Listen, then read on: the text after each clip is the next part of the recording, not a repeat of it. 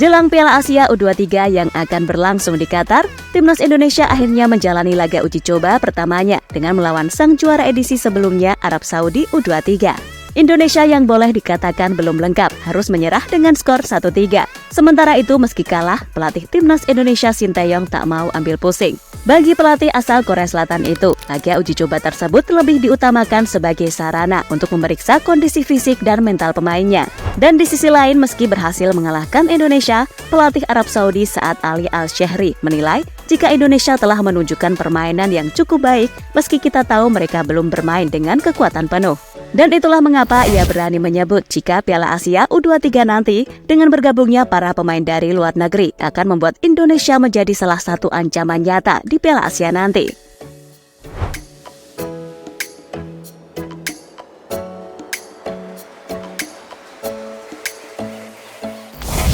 Publik tanah air tak perlu lagi cemas karena kekalahan Indonesia atas Arab Saudi. Selain Arab Saudi merupakan juara bertahan di edisi Piala Asia sebelumnya, pada laga uji coba malam tadi justru ada berbagai alasan mengapa kekalahan ini tidak perlu terlalu dikhawatirkan dan malah bisa dilihat sebagai langkah positif menuju persiapan yang lebih matang.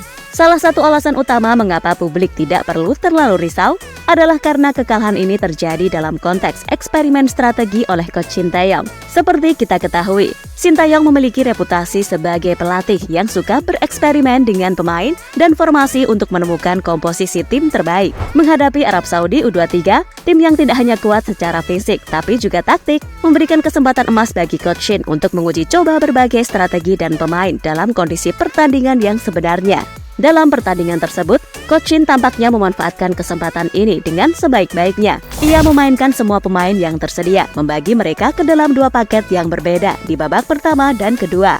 Ini menunjukkan niatnya untuk memberikan pengalaman berharga kepada sebanyak mungkin pemain dan melihat bagaimana mereka beradaptasi dengan instruksi serta strategi yang diberikan.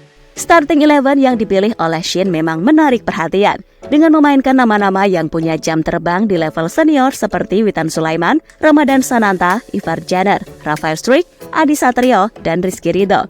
Sementara itu pemain seperti Arhan Fikri dan Muhammad Ferrari yang juga sempat dipanggil ke timnas senior menunjukkan bahwa Shin tidak segan untuk menguji pemain muda berpotensi dalam skala kompetisi yang lebih besar. Dari eksperimen ini dapat disimpulkan bahwa Coach Shin sudah memiliki gambaran sendiri tentang komposisi dan strategi tim. Meskipun hasil akhir dari pertandingan bukanlah kemenangan, tetapi insight yang didapat dari performa pemain dan efektivitas strategi tentunya pasti akan sangat berharga untuk persiapan tim menuju Piala Asia U23 di Qatar.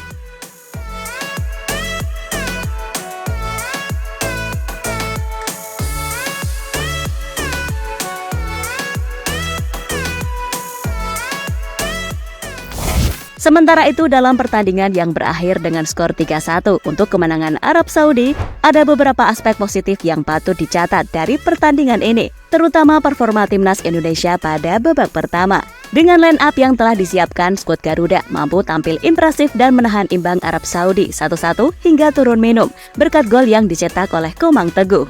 Performa ini menunjukkan potensi dan kemampuan adaptasi pemain Indonesia terhadap strategi yang diterapkan oleh pelatih Sinteyong. Namun seiring berjalannya waktu, di babak kedua timnas Indonesia U23 mengalami penurunan performa dan harus rela kebobolan 2 gol tambahan.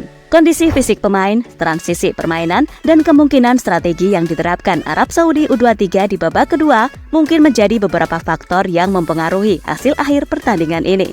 Walaupun hasil akhir pertandingan ini kurang memuaskan, Coach Shin tampaknya tidak terlalu kecewa. Pelatih asal Korea Selatan itu mengakui bahwa ia tidak sepenuhnya puas dengan hasil yang diraih anak asuhnya.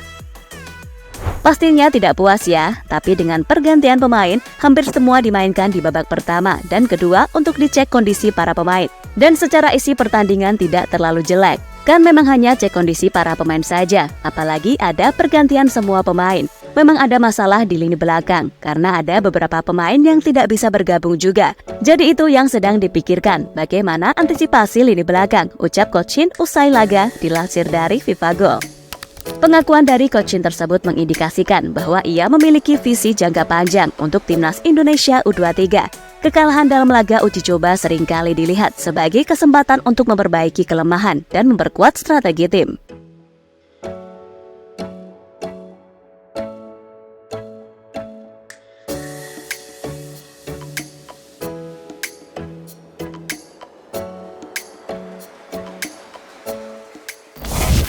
Sementara itu, meski timnya berhasil mengalahkan Indonesia dalam laga uji coba malam tadi, namun pelatih Arab Saudi U23 Saad Al-Shehri mengakui jika Indonesia ini sangat berpotensi mengejutkan di Piala Asia nanti. Ya, bagaimanapun Saad Al-Shehri mengaku cukup terkejut jika tim U23 ini banyak diisi para pemain yang sebagian besar udah berpengalaman main di level senior. Apalagi menurut kabar yang masuk, kalau masih ada beberapa pemain dari luar negeri yang belum join, seperti Marcelino yang baru diizinkan klubnya, ataupun Justin Hubner yang baru diizinkan tanggal 17 mendatang. Tetapi apapun itu, sekali lagi Al-Shehri sebagaimana dilansir dari Goal tetap mengatakan bahwa Indonesia pasti akan sangat berbahaya jika bisa tampil dengan skuad terbaik. Semuanya mempunyai tekad besar karena membawa nama negara dalam ajang besar seperti ini. Kemenangan ini adalah bagian dari rencana dekat kami menuju Olimpiade, tapi mereka memiliki potensi untuk menjadi tim yang berbahaya. Tentu kami berharap bisa memetik manfaat dari turnamen ini, ucap Saad Al-Shehri. Pujian dari pelatih lawan seperti Al-Shehri tidak hanya berfungsi sebagai motivasi tambahan bagi timnas Indonesia U23, tetapi juga sebagai pengingat bahwa mereka memiliki potensi yang diakui oleh kompetitor di kancah internasional.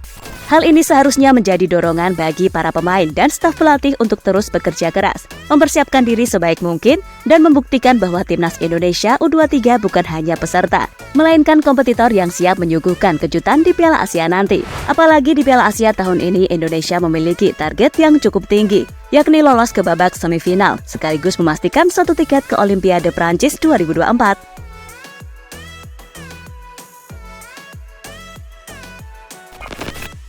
Dan masih banyak waktu bagi Sintayong untuk mempersiapkan skuad terbaiknya sebelum benar-benar menjalani pertandingan resmi pada tanggal 15 April mendatang. Sambil menunggu sejumlah pemain intinya bergabung ke skuad Merah Putih, Sintayong masih menyisakan satu laga uji coba lagi melawan Uni Emirat Arab.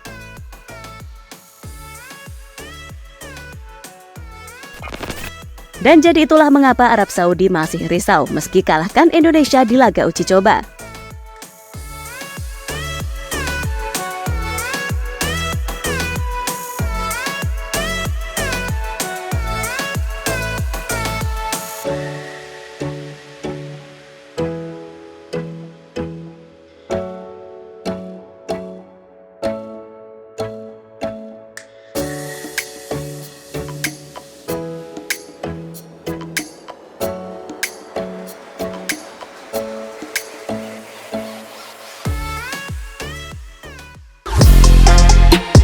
Halo, izin iklan sebentar ya guys. Jadikan ruangmu bernuansa timnas. Temukan beragam poster dinding, sepak bola dan timnas dengan desain menawan, kualitas premium dan harga yang tidak akan menguras kantong. Segera klik link Shopee di deskripsi video ini dan dukung timnas dengan sepenuh hati.